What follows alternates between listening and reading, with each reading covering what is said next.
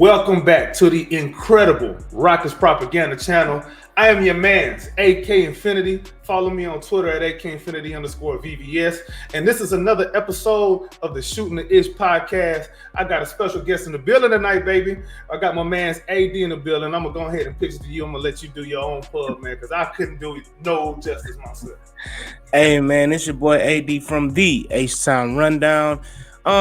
You can follow me on Twitter. X, formerly known as Twitter. Follow me on Instagram. Facebook? The internet. We got a website now. We got a website now. All at the HTownRundown. On Twitter, you see it right below my name at the HTownRundown on Twitter. The HTownRundown podcast on Instagram. The HTownRundown on YouTube, and of course the HTownRundown.org on the website, and the HTownRundown on Facebook. So yeah, follow me there. Hey, we talk about any and everything, all things Houston sports, Texans, Rockets, Astros. Nothing's off limits. College ball, nothing's off limits with us Houston sports wise. Say, man, we're going to put all of that in the description box below. And for all of y'all that's lazy, go ahead and rewind and play it back again and go follow HTownRundown on all of them platforms. Mm-hmm. If you don't, somebody's going to be looking for you. So right. I can see who watched my videos. Hey, stay watching, boy. Already, bro. But yeah, let's talk a little bit first before we get into all this Rockets stuff. Bro, how did you come up with the HTownRundown? You kind of, touched on a little bit about the concept of it, but how did you come up with it, and how did you build it? Talk to us a little bit about that, bro. So I originally started, it was the Black Owned Podcast. Started with my boy Leo. Where we was just talking sports, we was talking football mostly. And I wanted to create a platform where to give voices to people that really don't have voices or felt nervous about getting their voices out or intimidated about having their voices heard on the internet, on social media. And so that was my whole purpose, and it's still my premise of granting opportunities to people that normally, feel like they couldn't get their voices out or heard on sports topics and everything like that. So that was my basis of creating the podcast, just for fun, and that's all it is, because I love to talk sports. I can talk about any sport you put in front of me. I can talk about it, whether it be soccer, cricket, it don't matter. Pickleball, cricket. We can talk about it, So I'm a sports head, so I just love to talk sports, and I'm just grateful that I can, provide this opportunity to multiple people, to talk about sports and things that they love. I think it's been a multitude of people that's been on the podcast, whether it be the Rockets side, whether it be the football side. We've had people talk baseball and everything like that. So it's just like the doors are open. But how we got to the HTownRundown is that we were doing Black Owned Podcasts, and I felt like it wasn't inclusive of everyone. And so what I did is I put it out there, hey, what should, the new podcast name be? And, it was voted by, hundreds and hundreds of people that they chose the HTownRundown. So we had like a little bracket and everything like that, a little tournament, and it got down to HTownRundown 1. And we just rebranded after that, and that's how we got to where we are now as far as the naming. But the podcast itself has just been building, and it's all about opportunities and creating lanes for people that felt like they didn't have an opportunity or lane. So I want to shout out all my co-hosts on all the platforms. Shout out Preston. Y'all know I'm on the Rockets podcast. Shout out Dante. Shout out Ryan.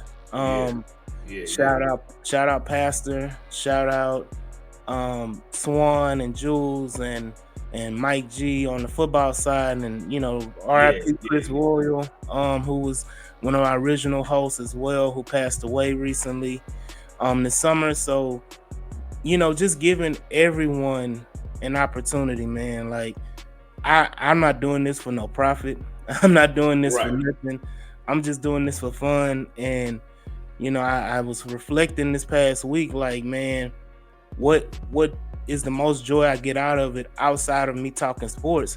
And that's the joy I get out of it, is giving opportunities to people that felt like the opportunities weren't there.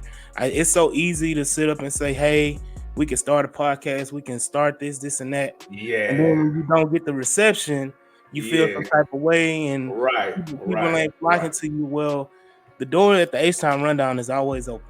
So if you feel like you want to talk about anything, this is an opportunity where I want to put out there anybody that wants to do anything like that.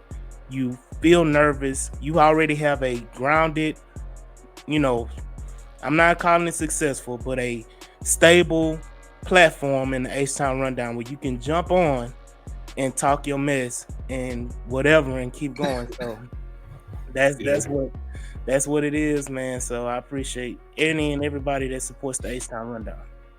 Man, that's what's up, bro. I like that concept, man. That's some forward thinking right there, man. Because I think some of that is you can tell in the podcast world right now, man. There's a lot of people that's coming on, and you can tell they might start doing like a couple episodes, and then that's it. Nah, I'm good. Nah, man, I gotta keep it going. Man. And if you need to keep it going, if you need some help, holler at my man's AD. He gonna put you on this podcast. He probably gonna roast you in the comments too. He like to talk his little ish. And by the way, my man's is a Jalen Green hater #1, bro. And folks be calling me a Jalen Green homer. If I was a Jalen Green homer, why would I bring this dude on here? Why would I do that? Call me the villain, man. Look, he don't need no mask either. He don't wear no mask, no makeup, no wig. He's showing his bare face. So he's a villain. So police, come get him. Anyway, but yeah. So let's talk a little Rockets, man. What you thinking about the Rockets, man? I know training camp is around the corner. They say training camp is gonna be in the new practice facility this year, man. What are your thoughts? What are your feelings on the players, the direction of the team, all of that? So where you want me to start? Do you want me to start with the Jalen Green propaganda? You can start whatever you feel like. You're gonna get pushback if you need it. I'm gonna leave that at the end, man. But I do want to talk about the new practice facility. Honestly, I feel like they got it up extremely fast. It felt like they just announced it. Yeah, it felt like they just announced it like during the season last year, and then now it's already up and ready to go. Excuse me. So I'm excited for that. I'm hoping that they have some kind of open practice for the fans to come in and take a look, or even do tours so the fans can kind of take a look and see what the new practice facility is like and everything like that. But it's innovative, and it's something that most of the successful teams have had across the league. I look at like the Warriors have that type of facility. I think Miami has that type of facility as well. So all these different teams around the league have this type of facility. We just didn't have that. And we had the little side practice facility at Toyota, but nothing like a full blown like type of situation that we have now. Yeah. So this right now is just a blessing for fans, and players especially, and it makes the Rockets more attractive. That was a takeaway that I had from the original press conference when they started talking about it. So that's a big deal. It makes the Rockets more attractive. It makes them. I mean, Houston has always been a free agent destination. Because of it's fucking Houston, so it's like tax free. We ain't got no taxes down here in Texas now. Tax free, and I don't mean to sound chauvinistic, but the women out here is top tier. Shannon Sharp and Chad Ochocinco was just down here, and they was like, "Bro, I can't live here. I can't live here." So, definitely making it more attractive. I do think that the Rockets are building something special. We have a lot of young talent. 75-80% of the roster is like extremely young talent. I don't think all of them are like 22, 23 or younger. Yeah. I think so Tari is the oldest. Is Tari the oldest one? yeah. Nah. Or Jalen the oldest. Tari is older than Jalen, or they're about the same age. Either way, one of them is 23. I think it's Tari that's 23. Yeah, I think Tari 23. Yeah, and then Jalen is 22.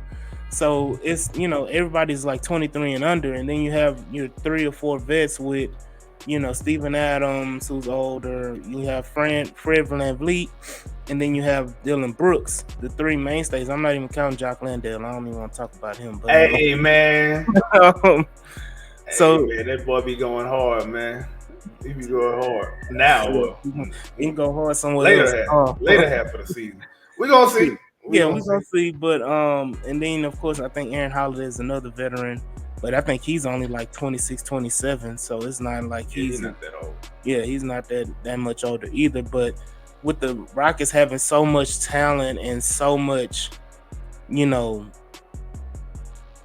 so much enthusiasm for, with the young players and everything, you got to be patient a little bit. Me, I'm not. If you want to be, right? If you like the player, you're going to be patient. If you don't like the player, get up out of it. I'm selective on my patience. And as you're going to find out. But definitely expecting big things this upcoming season. We pushed for the play-in this past year.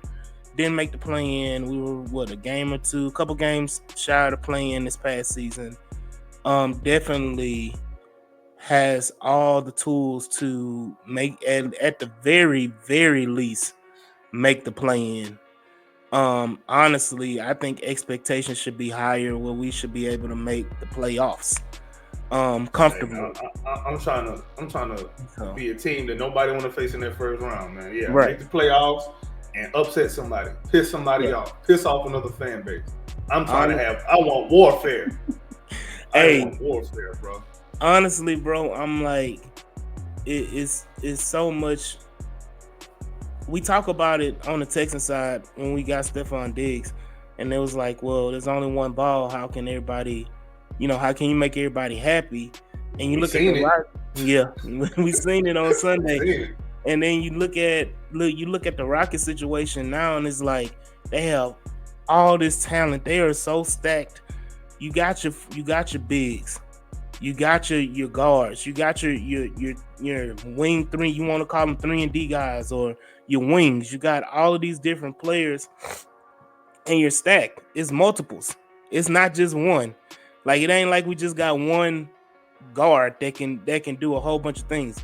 We've got 3 or 4 of them. When you look at Jalen, when you look at Amen, you look at Cam, Reed Shepherd now. So you got 4 guards that can honestly give you, if they were on the team by themselves, and they were the controlling the ball and doing everything, and it was centered around them, you're talking about 4 players that can average 20 a game. In certain situations. And then you go to your wings. Then you got, your Taris. Then you got your Jabaris of the world. And you look at them, and I'm like, Jabari, and let us not have revisionist history, Jabari was slated to be the number 1 overall pick. Yeah, I think people forget that. But also, the people that don't forget that, I think they kind of use that against them, and they're like, why ain't he average? Why ain't he an MVP candidate already? Yeah. Get off the gas. That goes back to the, it's too much ball. It's not enough ball for everybody. And once again, Jabari is like one of those players. If you would have put him in Orlando, where they had so many injuries in the front court, and it's just like Paolo just had, it's the Paolo game. If you give Jabari that same type of opportunity, he's going to produce similar to what Paolo is doing in Orlando, and he's going to be 20-8 or 20-9, with probably a 35-36% from 3-point range type of game, and being effective.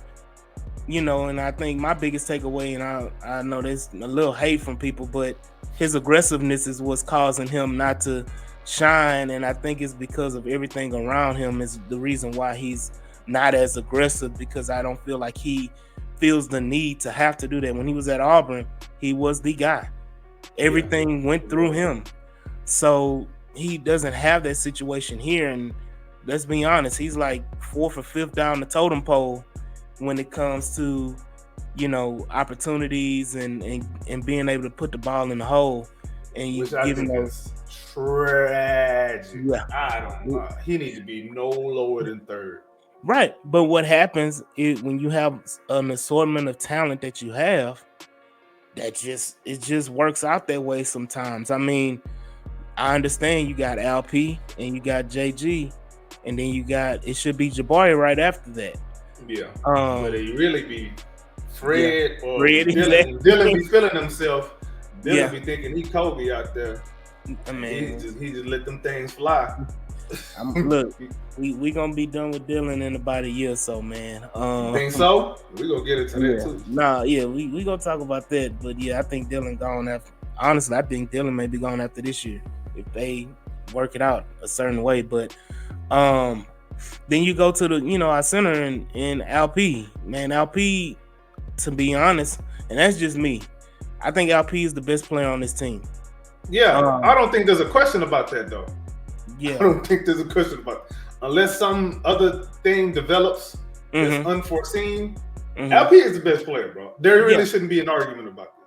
Right. He may not be the most talented. There's a difference now. The difference between being the most talented and being the best player. Player is production. Talent is ability. Two things ain't the same. And that's what I think, because I think, let's be honest, LP was ahead of the game coming in, playing overseas. Playing in the Turkish league, being the MVP of the Turkish league. Yeah, that's big time, bro. Right.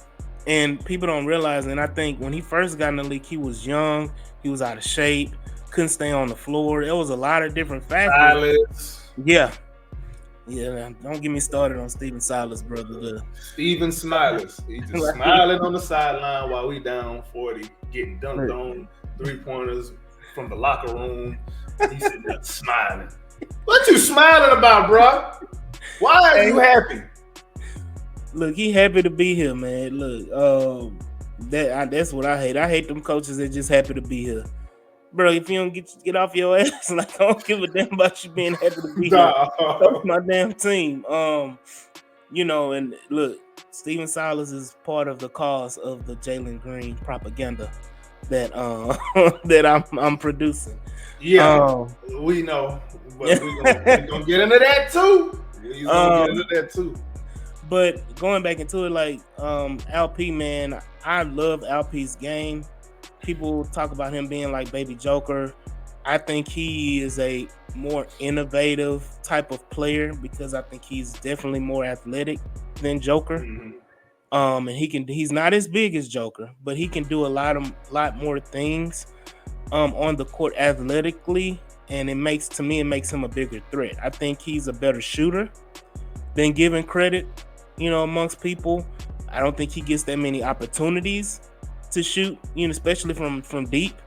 We gonna have to argue about that, bro. Hey, not as many. Look, when I say as many opportunities, like I'm expecting him to have, you know, a certain amount of attempts a game, and especially in the pick and roll game, it should be more often. But and that's a tendency on him as well, that he's hesitant at times because he's, you know, nervous and everything. Like, he doesn't want to be chunking them. But I'm like, bro, if you that guy, you got that confidence inside the locker room and everything, shit, chunk them up. I don't give a damn.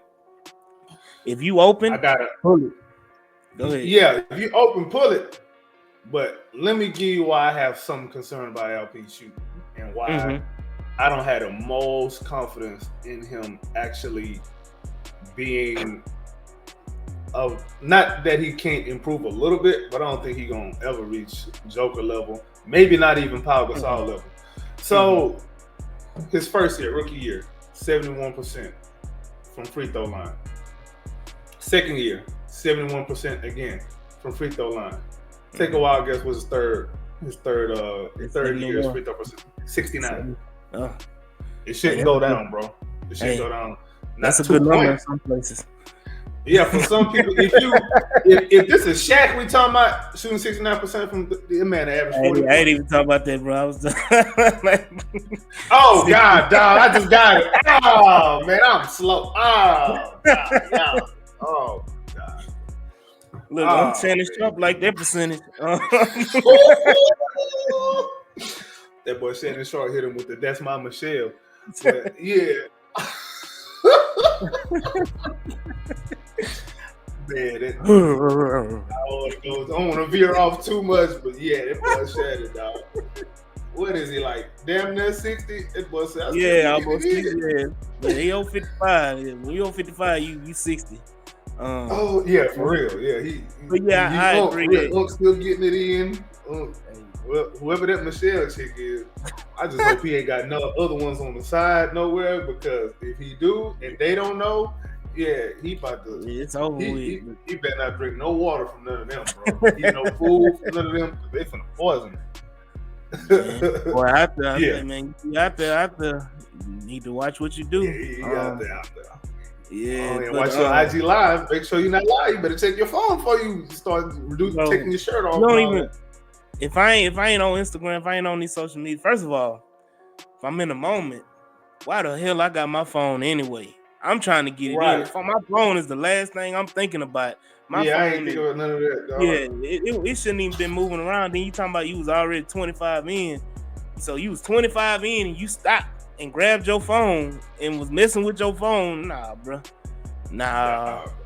And everybody been roasting him about that too. Like he took it on the chin. He been a good soldier about it. He ain't been, acting funny, acting different. Like he taking it. Like people joking on him. He's just dealing with it. That's cool. But yeah, back to he taking it like Michelle did. Oh God, dog. Are you wrong for that, dog? But no, I agree, man. LP's free throw percentage shouldn't be going down. It's to be honest, for me, a good range from him is about between 75-78%. I'm not expecting him to be 80-90 type of percentage, because that's you don't see. Yeah, that's elite. But dependable at the free throw line is something that you want LP to be. I know he got the prayer situation, but I need you to figure that out, because I think it's a timing thing too. When you're feeling rushed and all that, and then the countdown, and you get all that in certain arenas, they'll start doing like they do Giannis. They'll start counting down. They do Giannis dirty. So that makes you nervous and takes you out the mindset. So I think I'm not against his prayer, praying or anything like that, but you got to find a different situation, or you need to find a short-term prayer. Find something. Something got to give. Something that'll help. 69% at the free throw line, you the number one option. Right. You gonna get fouled. Yeah, and you should be trying to draw fouls as well. And not be scared. Yeah, not be scared to get to the free throw line. But I mean, you look at all of these players that we've talked about. I think that's what the core seven that we've been, mostly everybody's been talking about the whole offseason, with the Reed Shepherd, the Cam Whitmore, the Jalen Green, the Amen Thompson, the Jabari Smith, the Tari Eason, and the Alperen Şengün. Those are your core seven. If my math is mathing, I think that's 7, ain't it? Yeah, that's 7. So those are your AJ core. Green don't count. There ain't no core 8. No. AJ Green out of there. Talking about Griffin? Yeah. I said AJ Green. I'm thinking I was football. like, Green, AJ Green. I'm thinking about football. But no, AJ Griffin, and honestly, I wasn't even gonna count him, regardless if he was threatening to retire or not. That's a whole nother topic we can talk about if you want. I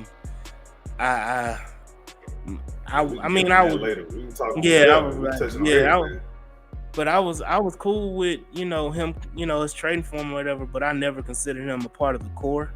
I just thought it was just a nice move by Stone. Yeah, I thought it was a nice trade by Stone to add more talent to your roster.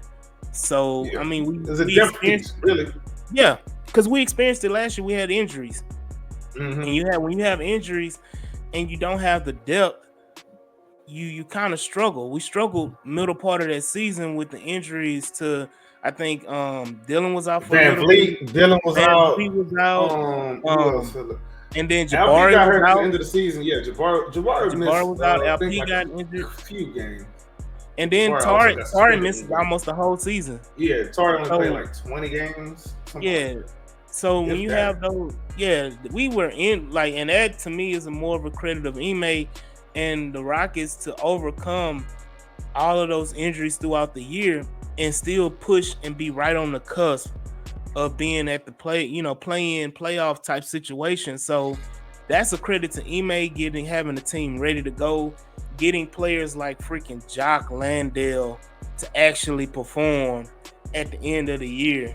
Hey man, what's Jock? Oh man, look, getting the most out of freaking Jayshawn Tate. Define the most. And define Jayshawn Tate. An enigma. That's what Jayshawn Tate is. If you don't know what enigma is, y'all go ahead and open up that Webster's Dictionary. Yeah, Webster's Dictionary for y'all who don't speak, who don't have a high vocabulary. I'm gonna put it in hood terms. He's a cockroach that won't die. Jayshawn Tate needs. Man, I've been wanting Jayshawn Tate off my team for the last 2-3 years, and he ain't been on the team for about 2-3 years. like I was intrigued when we first got him. I was intrigued, and then I realized I was like, okay, because when we first got him, it was right around that Harden transition situation, and we were like, oh, he can be the replacement for PJ Tucker, and we just keep Harden, and that's when we had hope that everything was gonna stay the same. That was a bad year, dog. That was a horrible year, and I'm like, oh, he can do the PJ Tucker situation, hit those corner threes and this and that. Then we found out he can't shoot. I'm like, that boy Jayshawn has gotten worse every season. How you still in your 20s and you become worse as a player? Like he had his worst. Let's get it understood. Jayshawn Tate is damn near 30 right now. When he came in the league, he was 23 or something, 24 when he came in the league. Yeah, I think it was 24. Yeah. So go look at Jayshawn Tate's numbers. Like his numbers go down every season. Except the first one, it went up a little slightly, but nah, bro. I think he's more to me. He's an insurance player. And that's not insurance you want to call. You get a rig, you don't even want to call and deal with them because you're gonna be on the phone forever. That ain't even the general or progressive. That ain't none of that. That's that. What's the other one? He buy you fry. Fred Lawyer. Yeah, he ain't Fred Lawyer, but that's that he buy you fry insurance. That liability. That's what it is. Liability. It's less than liability, dog. Like, you just paying them so you don't get a ticket. Right. That's just a name on a piece of paper. Right, because you go hit somebody, they ain't gonna pay them neither. Nope. Bro, yeah. I think the capper was it the Nets game last year? That he did that crazy shit. Was it the Nets? I think it was the Nets game. Was it in Brooklyn? When everybody was like, no. When he took the shot, was it the Nets? I can tell you the game where I had enough of Jayshawn. I'm thinking it was the Nets game where he took the shot and basically cost us the game. And you had a wide open somebody in the corner, and he went ahead and took the ball and took the shot in his own hands.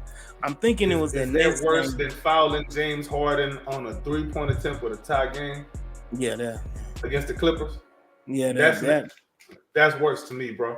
Yeah, because you're supposed to be a defensive stopper. You're not an offensive guy. You're a defensive stopper, and you out there on that 87 gas against James Harden on the island, knowing that you played with this man. You know his moves. You're not you 28. You 27 years old at the time. You know how to play defense. It's supposed to be this is what you do. Right. But also what he does is stupid fouls. I'm gonna be honest, Jason Tate he not the brightest of the bunch, man. He does. I'm gonna just say he does a lot of dumb shit. So I mean, nobody wanna just admit it, but and the fact that and it makes me question Ime. The fact that Ime is like, oh, we gotta have Jason Tate on this team because he's not. I don't think he said it, but the way he's operated. Yeah, I don't think he said it, but the way he's operated and just keeping Jason Tate around is almost like he's at the point where he has to have Jason Tate for culture purposes. I kind of disagree with that though, and I'm gonna tell you why. After the All-Star break, when they came back, Jason was out the rotation altogether, and he only came back when Dylan got hurt. So the point I'm making when it comes to, I'm talking about him on the roster, period. Just on the roster, period. Oh, right. Well. Yeah, not necessarily about him playing, because when you have the team that we have, Jason Tate should be. I was watching this old clip on Saturday Night Live when Martin and I forgot the man's name, but the man that played Brother Love on Saturday Night Live, they were doing a little skit and Martin was playing, I'm the 13th man. I ain't never getting on the court. And he was up there eating sandwiches and popcorn and all that. And I was like, that should be Jason Tate right there. Jason Tate should be in street clothes every game. He should not be putting on a Rockets uniform at all. Remember last season when he was hurt and they're like, man, we losing because Jason Tate hurt. I almost threw my phone. Woo! Dog. Ain't no way. No way. But I'm like, man, with the talent that we have, Jason Tate should be in street clothes every game. I don't even think he's G League worthy. I don't even think he, to be honest, if we cut him today, it's not a lot of teams that's gonna be lining up to sign him. And yeah, he may sign here and there. But I think he's gonna be playing in the G League. But I don't even think he's G League worthy. The Mavericks offered 2 second-round picks to get Jason Tate at the trade deadline last year. I was upset when we didn't do that. Like, because if that's true, Jason ain't worth a third-round pick. Man, give them 2 second rounds. Look, let me say this. That goes back to my point about Ime wanting Jason Tate for the culture purposes. And I think it's Ime. I honestly, Stone brought him in, but I don't think Stone's that tied to Jason Tate. Stone has moved off a lot of pieces that he's drafted and brought to the Rockets when he first got here. You look at perfect example is Josh Christopher.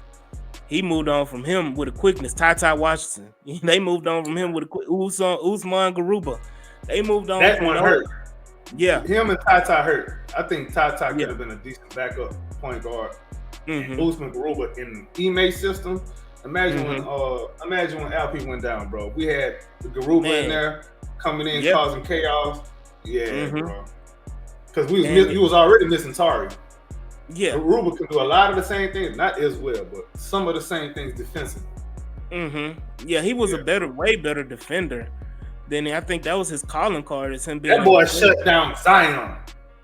Zion couldn't even move him. I said, no, man, we gotta keep him. We need him. We in the same division. Yeah, but that to me that comes with the cost of having so many picks, draft picks, because you can't keep them all. I think we've had that conversation on the HTownRundown with Preston and them. Is like when you have so many players and so many picks, especially first round picks.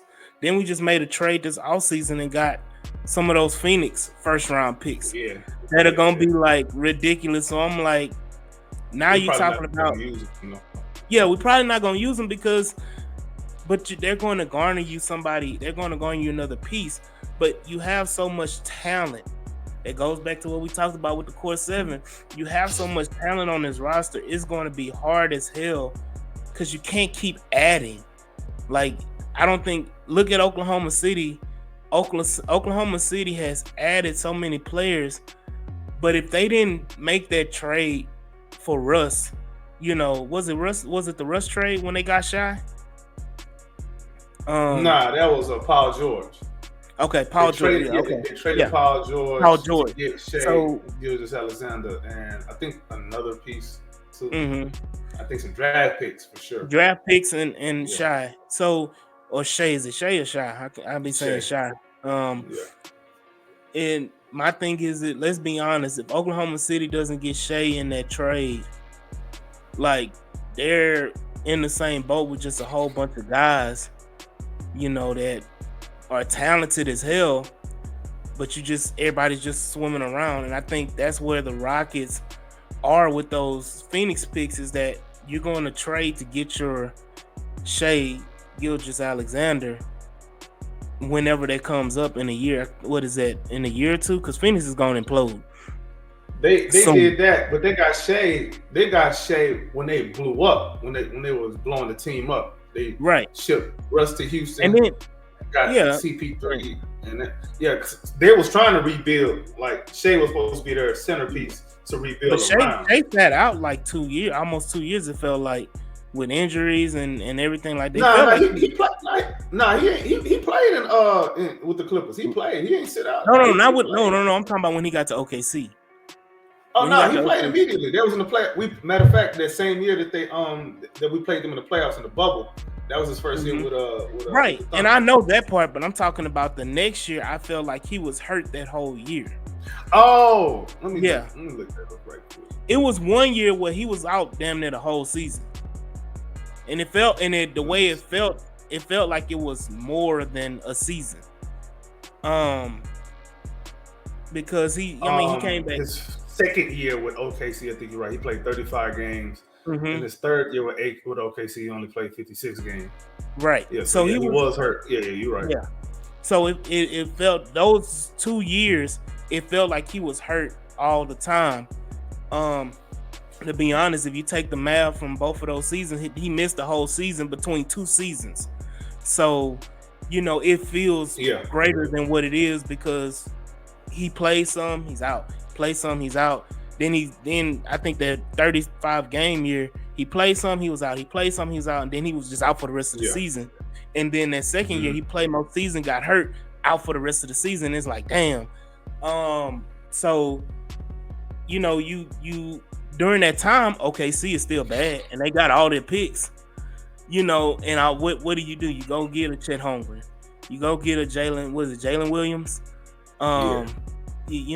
They got 2 Jalen Williams. You go and you get those, those guys who are top picks, who top 10, top 5 picks, and you kind of you have a boatload of talent because you keep adding pieces, and you have so many freaking draft picks, whether it be first round. I'm thinking it was 1 year they had like 7 second round picks, and it was like, you can trade those and get first round. They traded into the first round.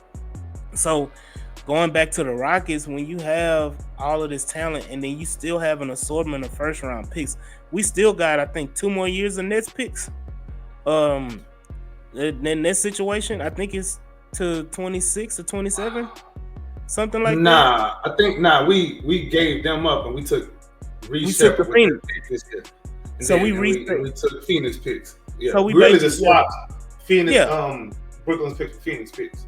Yeah, so honestly, like I said, the sentiment still stays the same, because those Phoenix picks, when they come up to do, those picks are gonna be top 5, at least top 10 picks. Because I do see Phoenix trading one. I don't think they're gonna be able to trade. What's the boy named Bradley Beal? I think Bradley. Oh no, that's an untradeable contract until he about to expire. That ain't going nowhere. Because if you trade that contract, you got to give up a lot of what you don't already have in the first place. So, we in good shape, holding them by the nutsack now, upside down. Right. And so, in that situation, they probably gonna move on from Booker or KD.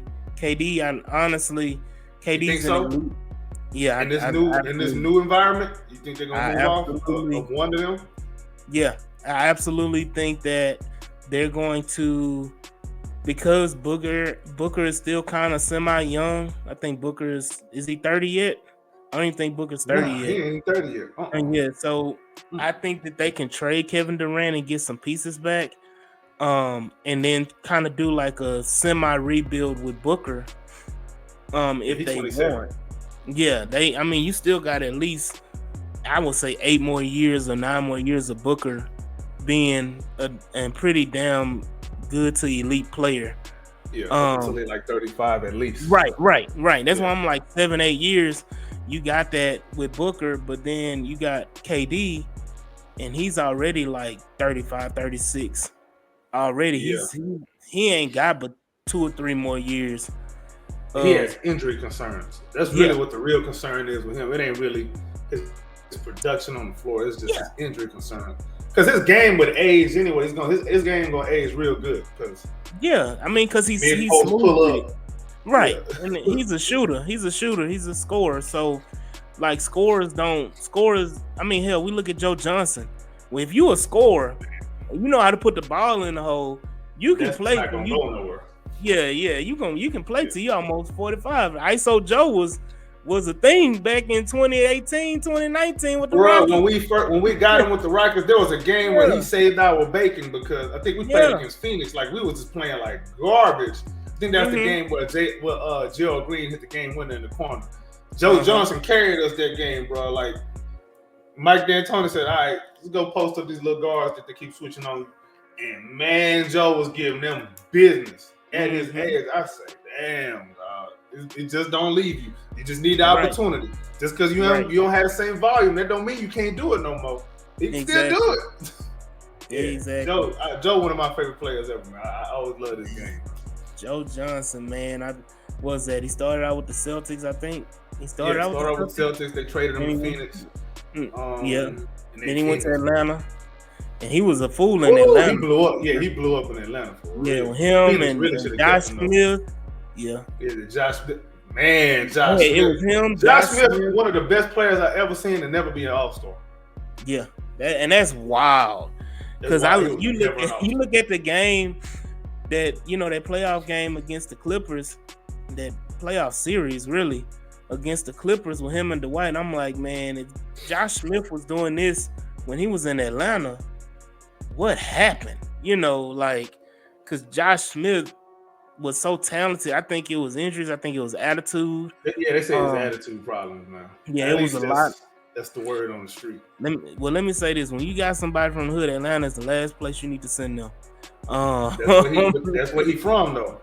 I know. That's where he from, so.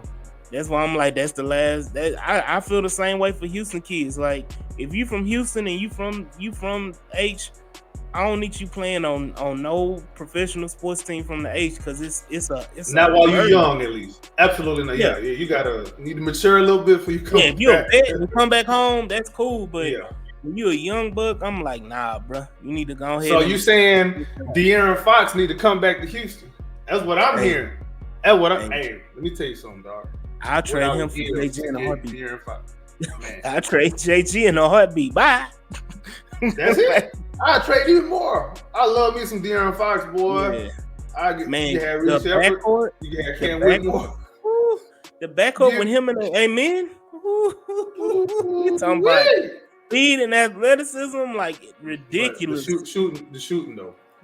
Yeah, that's why you got Reed. You keep Reed. You keep Amen. Well, okay, but they gonna want somebody. They gonna want more than Jalen Green and Cam Whitmore. Hey, from what I'm told, Jalen Green was the chosen one.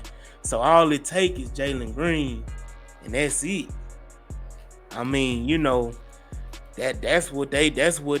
There you go. Jalen Green, 87 gas. You on that 85 gas when it comes to Jalen Green. Jalen Green is God's gift to basketball, man. But I'm gonna have a real conversation about Jalen Green in a second. I'm just kind of being facetious and joking around, but it's just the point of.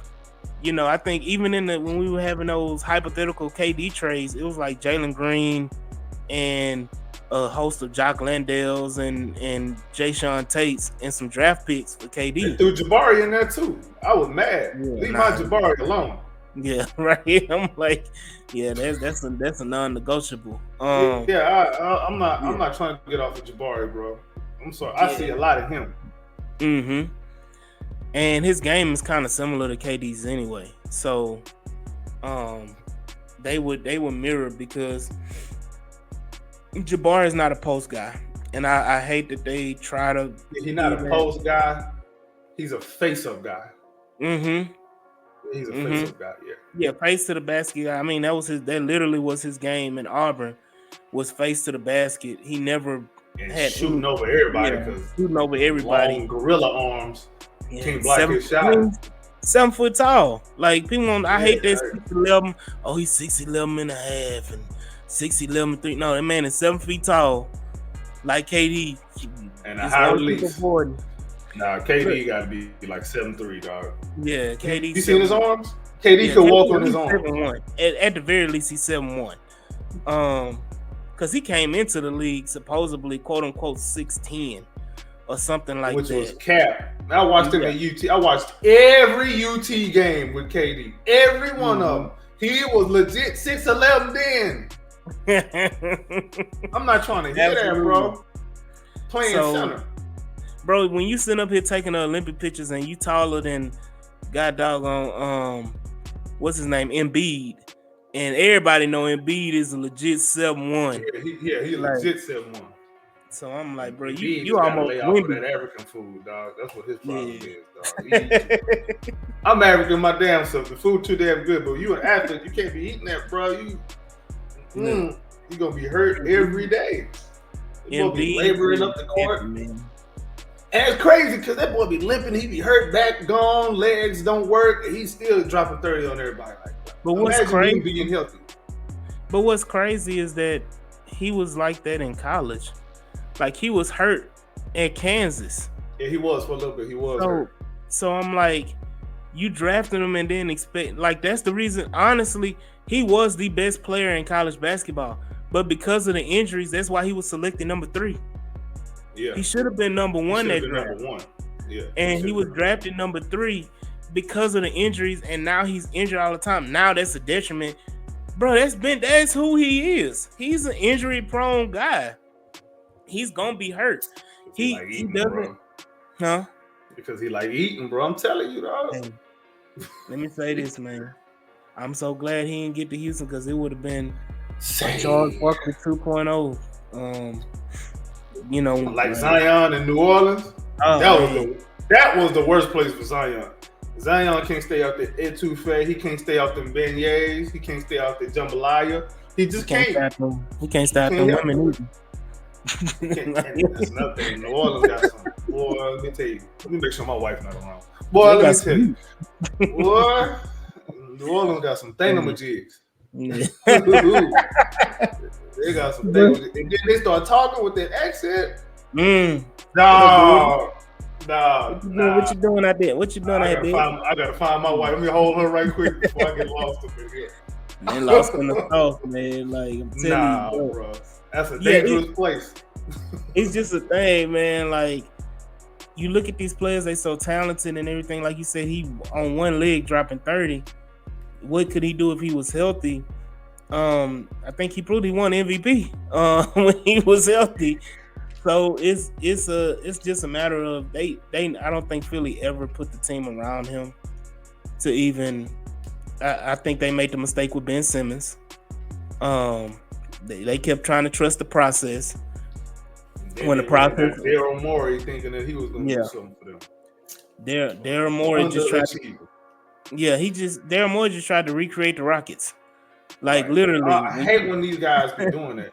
I already have relationships with these guys. I'm just going to go and bring them here because I promised them a championship in Houston. Let me get them one here. Man, get off the gas, man. The point is to win, not to win the way you want.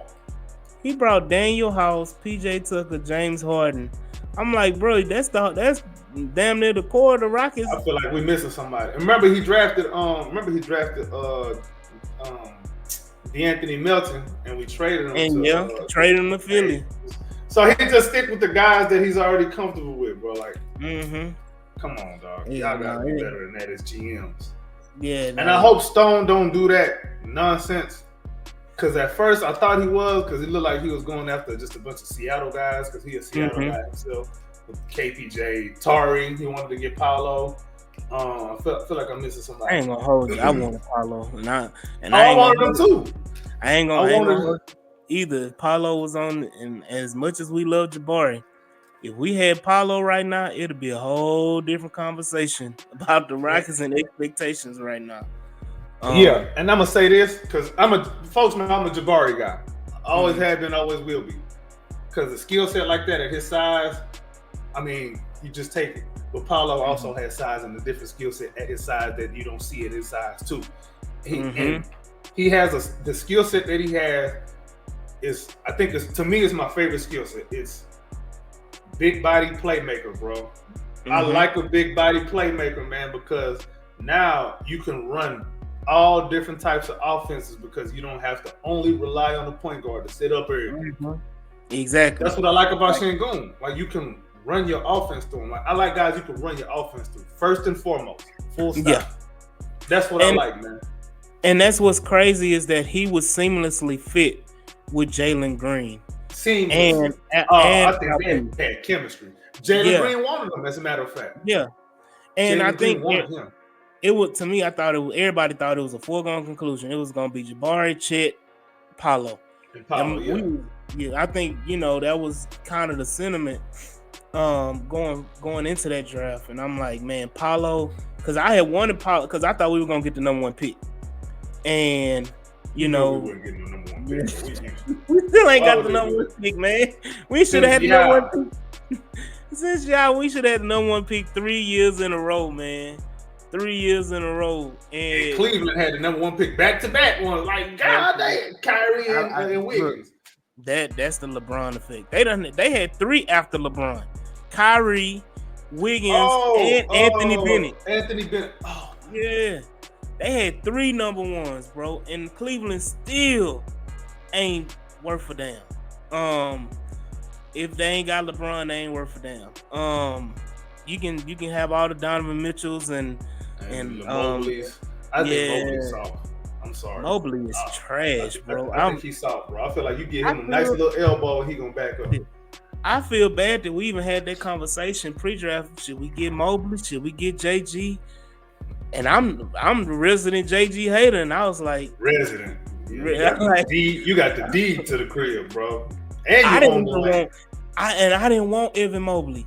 I was like, no, I didn't want Evan Mobley at all. I was like, man, y'all sitting up here hyping this man up. This man is not it. And to me, honestly, he's proven that because what has he done? When you watch Cleveland games, Evan Mobley is rarely talked about. It's almost like he's not even on the court at times. Like, yeah, you get the flashes of Donovan Mitchell, you get the Darius Garland, you get all these other Strauss and all these different players that they have or have had. And then you got Jared Allen, and you're like, okay, oh yeah, and they got man, what's his name? Evan Mobley over there too. Like, like he's out. Yeah, you don't want to be the what's his name. Yeah, like you don't want to be the what's his name. You don't want to be the finger snap guy, man. So, like, that's Evan Mobley is like an afterthought, and I'm glad we didn't draft him. And I'll dive into my Jalen Green history of my Jalen Green situation. So, during the draft, like, I was like, Cade. Then when we didn't get the number one, so you want Cade, right? And so when we didn't get the number one pick and we got the number 2 pick, it was that whole, I don't know if people remember this, but it was a all-out war amongst the Rockets fan base between Evan Mobley and Jalen Green. Oh yeah, that was warfare for real. Like, folks I was suspended from Twitter at that point. I was suspended. Real quick backstory why I was suspended from Twitter. It had to do with the Russell Westbrook fan base. That's why I say he has the worst fans of all time. Nobody fans is worse than him, bro. So when we traded Russell Westbrook to Washington Wizards, I was like, he finna go. I started getting on Westbrook because I hated him before he came to the Rockets, and I had to like him for a year. And we got traded to, I think, when he got traded to Washington, I think the coach was still Scott Brooks, right? I was like, you already got this man fired once. He's just gonna get him fired again. Like I was going in, like, because I was like, bro, this dude is not what y'all think he is. Like the man just be out there running around like a chicken with his head cut off, throwing up shots, trying to get every rebound because he gotta have his triple double because that's his identity. Because the triple double comes first before winning.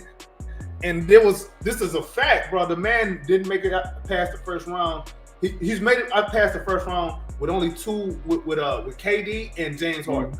Outside of them two, he ain't never made it past the first round as the head of the snake. He can't do it. He's not that guy like that. He's not. And y'all What's ironic is that what you just said when you started off talking about Russell Westbrook and his basically the type of player he is. Ain't that what he said Patrick Beverly was? Exactly. He's just out here running around. He's just out here running around. Just running around like just not doing nothing. But yeah, man, so as I was going in on Westbrook, his fans came at me. And me, I will clap back. I will give you a round of applause. So I must have crossed some kind of a line because I don't know what the line is. And even if I see it, I'm probably going to cross it on purpose anyway. So I ended up getting suspended because of some response that I made to somebody. Next thing you know, I'm out of there. Thank you, Elon Musk, for bringing me back. That's the only thing I'm gonna give you credit for that. I don't like your cars too much, but you brought me back to the Twitter thing. So, but you changed it to X. So technically, you ain't bring me back to Twitter. You brought me back to X. So I gotta give you a little knock on the head for that. But we good though. We good. But anyway, back to I ain't forgot the hell we were talking about. So we were talking about. So I was talking about the war between Jalen Green and Evan. Mobley, and it's still going on to this day. Yeah, it's still, and to me it's stupid at this point. But it was just an all-out war between the fan base, and me and my nephew and my cousin. We were just talking, and we was just talking about it, and we would have these discussions about it. And I was like, man, you know what? Because he put me on. He's like, man, Jalen Green is that guy. And he started watching the little clips and watching them with G League at night and everything like that. And you're like, okay, he got that certain thing in him that's like, okay, it. You don't know what it is, but he got it. Yeah, and I was like, that's something that Evan Mobley don't have. Evan Mobley is a nice player. And I always felt like he's a piece. And I was like, if you trying to start your franchise and you can't get Cade, Jalen Green is the guy that because if we were going to get a guard anyway, why can't we get Jalen Green? Why now? Why all of a sudden now, we need to get a big for whatever reason when we would just, if we had the number one pick, it would be Cade, no question. No question. It wouldn't be like, Cade and Evan or, this and that. And so I was a Jalen Green truther. I actually was like a Jalen Green truther. And until then from the villain arc. No, then Stephen Silas got a hold his hands on him. And Stephen Silas and all that, because this how much of a supporter I was of Jalen Green. I said, get KPJ off my team because he's going to hold back Jalen Green. That was my argument. And I would get into it, Pastor. Yeah. You were right. Yeah, I would get into it with Pastor because Pastor was a KPJ stan. And I know Pastor. So I would get into it with Pastor George on the whole KPJ, this and that, because I was adamant. Like, get KPJ off the team and let's get the ball in Jalen Green's hands. KPJ is going to take the ball away from Jalen Green. I don't know, the basketball guards heard me talking and KPJ got in his little situation. And then, boom, Jalen Green is full throttle. My hate for Jalen Green happened this past season because I'm sitting up here for the last 2 seasons banging on the table saying, hey, KPJ is the reason why Jalen Green has been inconsistent and not been taking that next step to what we assume he's going to be. because the rookie year and then the second year. So I'm like, okay, now we're going into his third year this past season, and I'm like, man, this is it. This is what we supposed to do. And Jalen Green about to go off. He got Ime in his corner, like he about to go off.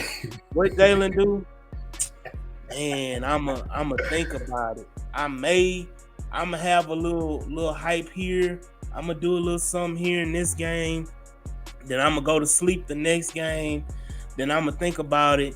But you know what? Let me go ahead and let me go see Drea over here and get with her. And then you don't want to go see Drea? Man, Drea back in 2012. But Say, man, Drea, 2024. You still wouldn't go see Drea? You get a free pass today. You ain't gonna go see Drea, bro?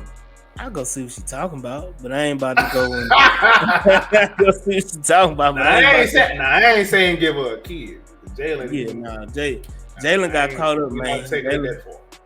Jalen started growling in it like he was like, oh man. He was growling in it like yeah. Hey, he did say that's my Michelle. Yeah, Michelle. Hey, maybe Jalen was ahead of the curve, bro. We just ain't get it on camera. But and I think it was as much as we talking about a setup and all this stuff with do you think it was a setup that he had that baby with Drea because of that off season with him hunching? Man, I don't think. If I want to be if I hate it, if I was a Jalen Green hater, I'll say it's a setup. He's trying to cover up for what they did.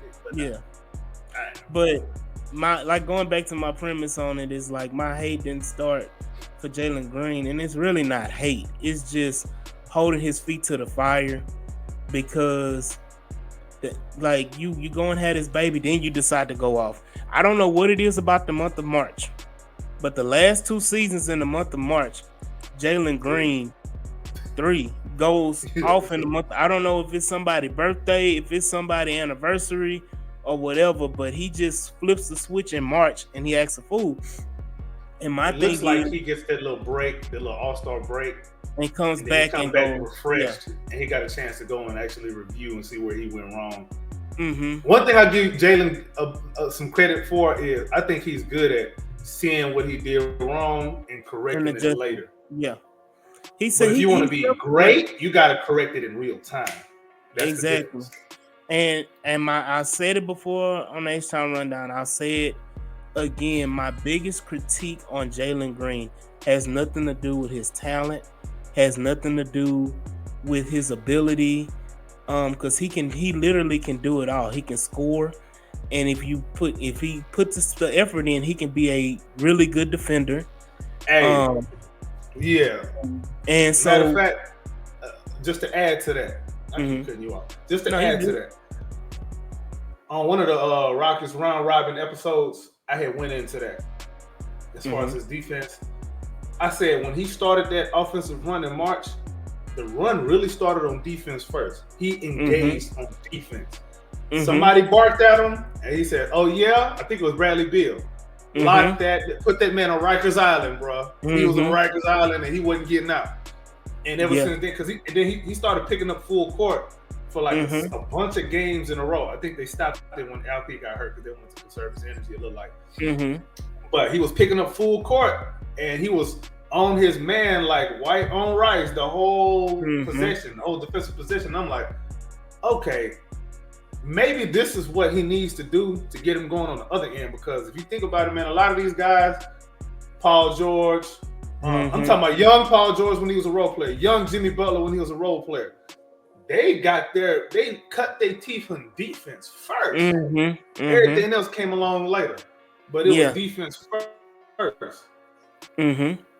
So maybe Jalen Green is one of them guys who has to play defense to get his offense going, just to get his mind and his focus on the game. So I'm thinking that's what it is with him. I could be wrong. Yeah. But that's a part of it is that, like I said, my issues with him doesn't have anything to do with his ability, doesn't have anything to do with his talent.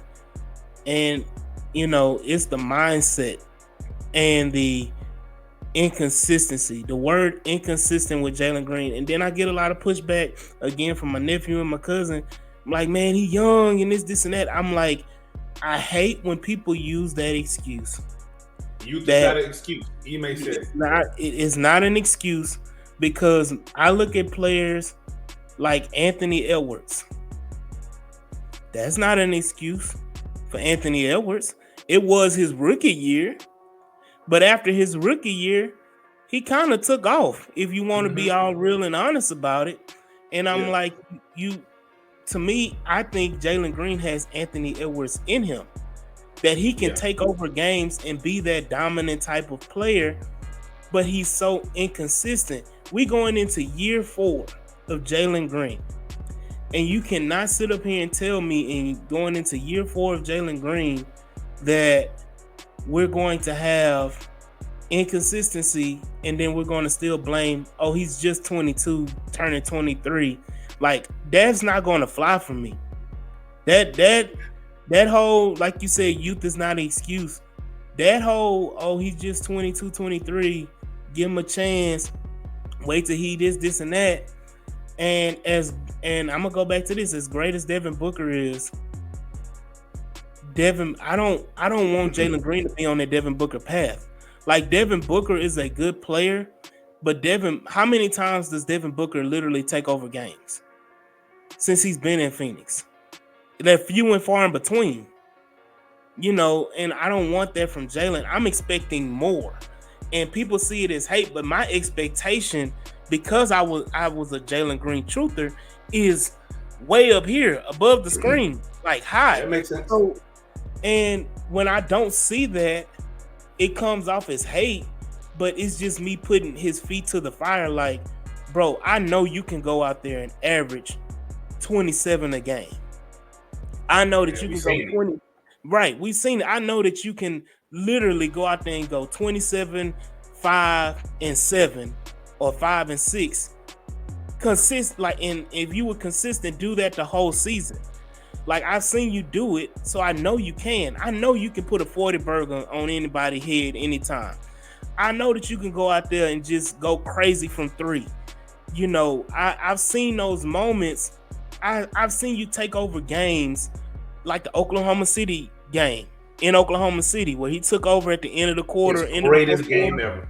And got in the overtime and went crazy too. So I've seen you take over games and hit clutch shots and be this guy, and you steady come back. You'll have that game, and everybody's like, "Damn, that's it! I've been waiting, hype, getting everybody hype." And then the next game you come back, and you have like 4 points or something crazy, and I'm like, "Bruh, like what? Like, it doesn't make sense." And it's irritating and it's frustrating, because like, you see the talent and you see it there, and then it's never comes to fruition. Like, it irritates my soul. And so it's like, and people saying I'm hating, I embrace it, because I mean, it is what it is. It gets the people talking. So, but it's just the point of, like, my expectations for Jalen Green are so high that I don't have these crazy excuses for him. Like, to me, I'm the type of person, if you show me you can do something, that's what you can do. Yeah. Like, there is no excuses why you didn't do it this time, this and that. It's just like in the workplace. Like, if you show your bosses, hey, I'm capable of doing this and that, and you show them that you can do it, then when you don't do it, the excuses is like half-ass.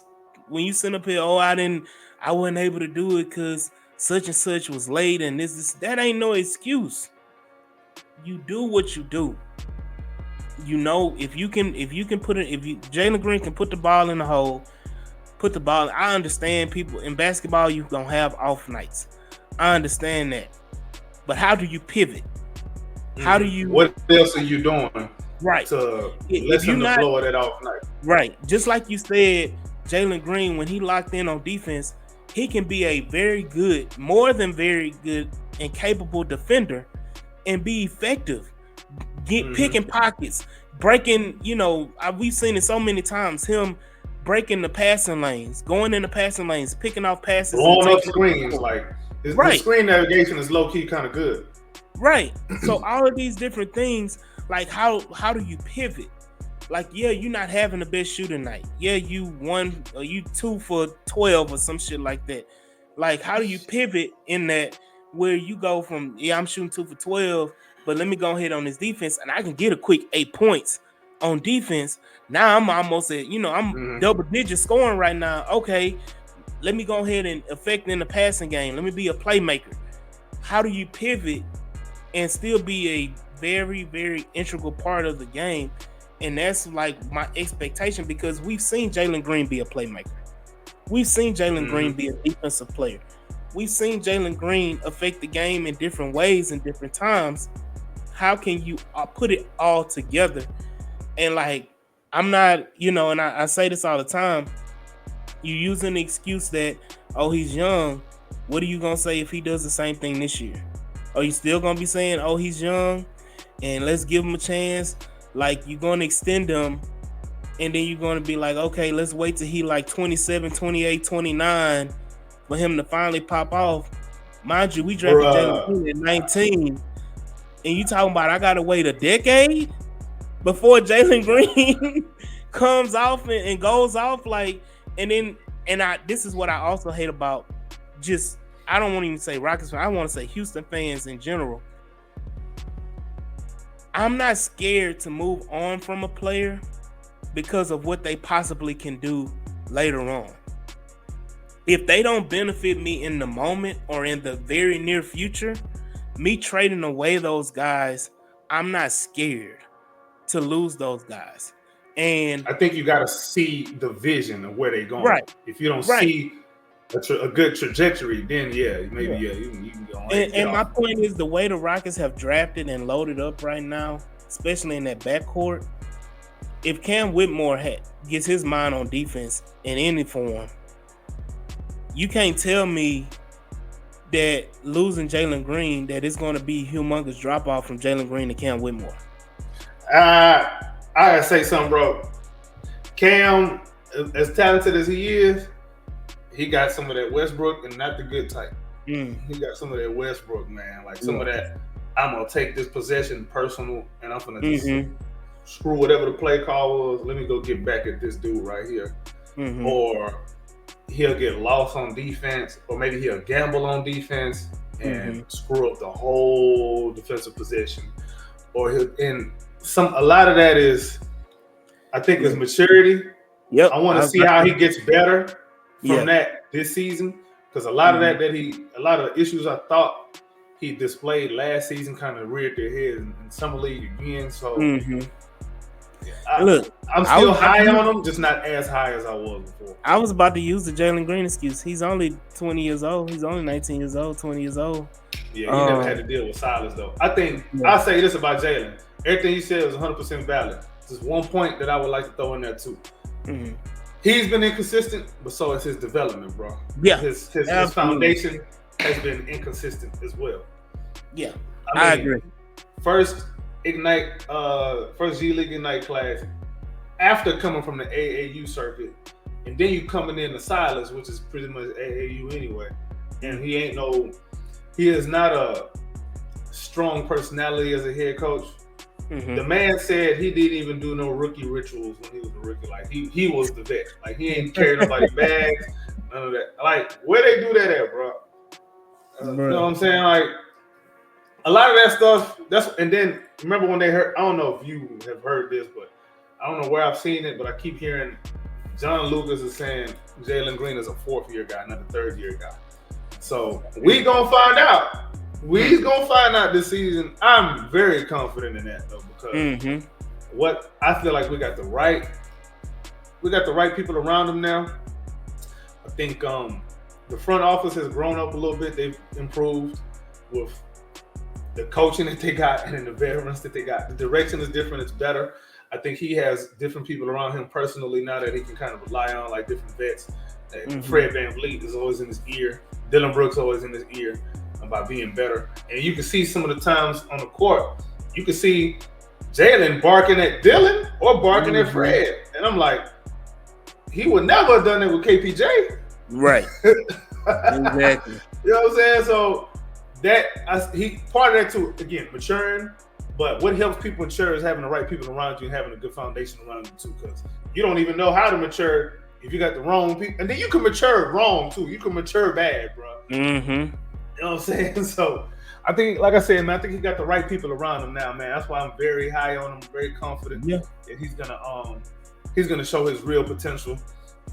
And then I know people like to throw out certain numbers that they want him to average. I'm not doing it. I don't really like throwing numbers out there what people should average.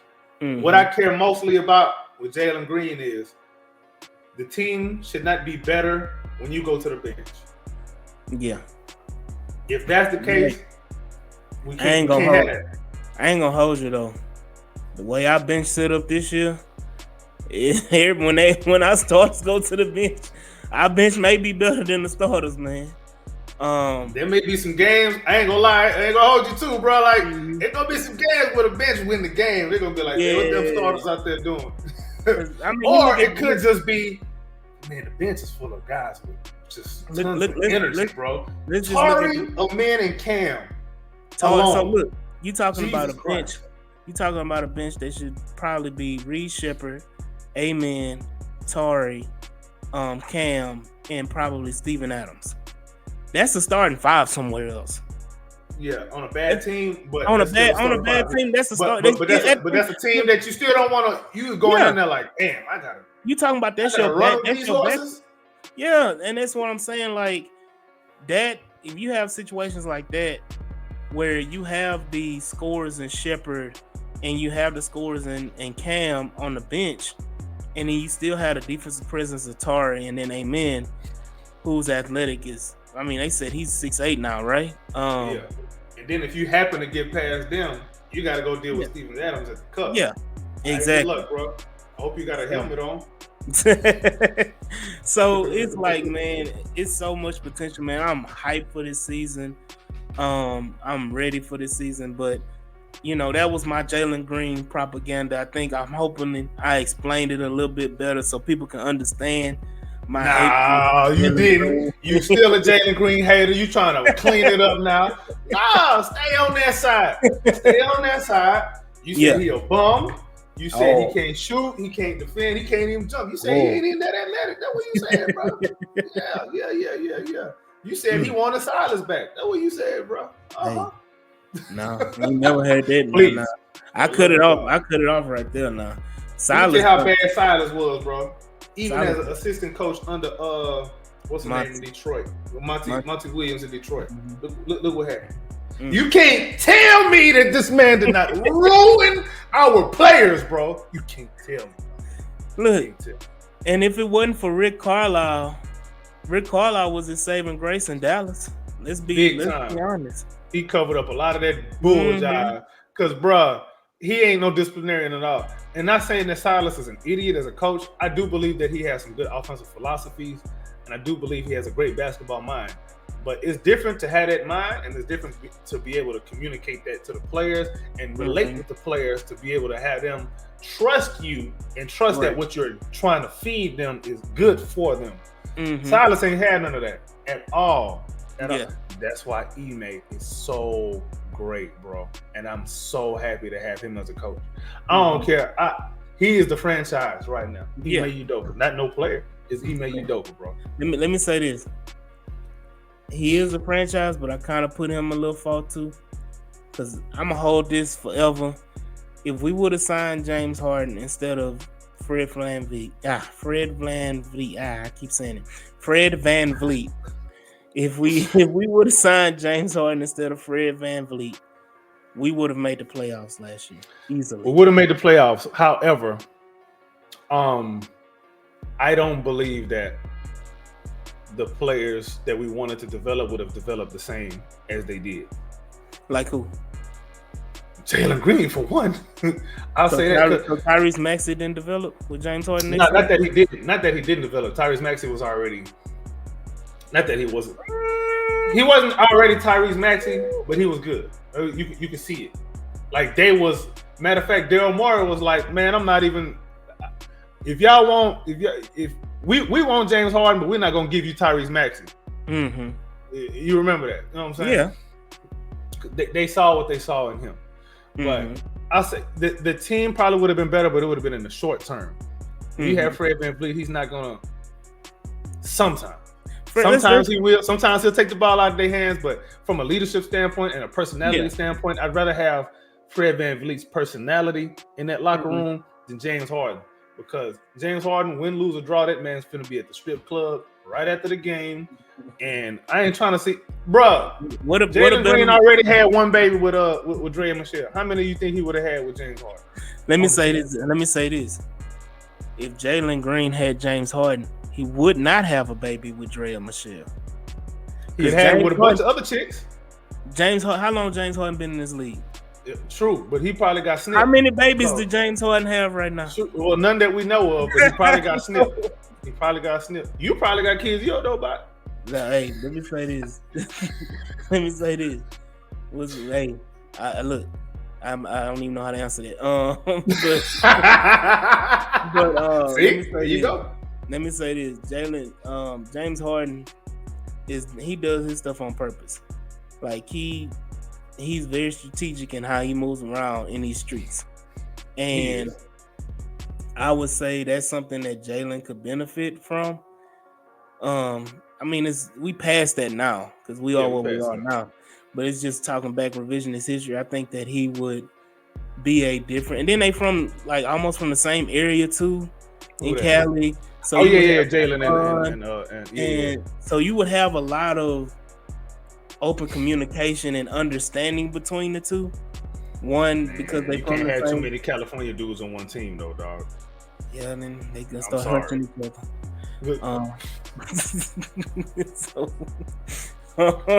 We are all inclusive here on the Shootin' the Ish podcast. Just live wide. Hey, but nah, man. What else you got on tap, man? Nah, man. I ain't got nothing else, man. This was fun, bro. This was fun. It was funny. Appreciate you coming through. I gotta come and make an appearance on that HTownRundown podcast at some point, man. Yes, sir. I didn't know it was open invitation to everybody. I would have been on there a few times, man. I'm finna just pop up one day randomly. I'm gonna hack into y'all stuff and just be like, "Hey, y'all remember me?" Yeah. Always, man. Hey, no lie. Let's talk about tomorrow when well, it's not tomorrow when this airs, but y'all go ahead and make sure y'all check out the Rockets round robin. I'm gonna probably drop this one tonight. Okay, I'm just making sure. I ain't want to speak ahead or speaking out of turn, but shout out to Preston and everybody that's a part of the Rockets round robin. For sure, man. Appreciate you coming through, my man's AD. We's gonna do it again, and like I said, I'm gonna pop up on y'all show too. Any last remarks? Any last words you want to get off? Remind people where to find you at, and I'm gonna need you to send me all of your destinations, bro. But again, man, you can follow me at the HTownRundown. Y'all see it right under my name on X, formerly known as Twitter. You can also find us on YouTube at the HTownRundown. Follow us on Instagram at the HTownRundown podcast, and then on Facebook, the HTownRundown. And then our website that we just got up and running, HTownRundown.org. Or HTownRundown.org. So y'all go ahead and check all of those out. Those platforms. We're trying to get on the tickety talk. But we're trying to get be patient. I'm an old man. I'm probably older than every Rockets content creator out here. But you know, like you older than Shannon Sharp. No, I ain't up, but I ain't too far behind. But now, I appreciate y'all, man, for supporting the HTownRundown and supporting, my boy AK, man, and giving him all of what he need, Rockets propaganda and shooting the ish. Already, man. But yeah, keep in mind, people, the season's around the corner. Whatever your propaganda you trying to push, whatever agenda you trying to push, get it off now and stick to what you're saying. Whatever side you on, stay on that side. Because if you go back on that other side, the grass ain't going to be for you no more. All right? Keep that in mind. We out. Peace.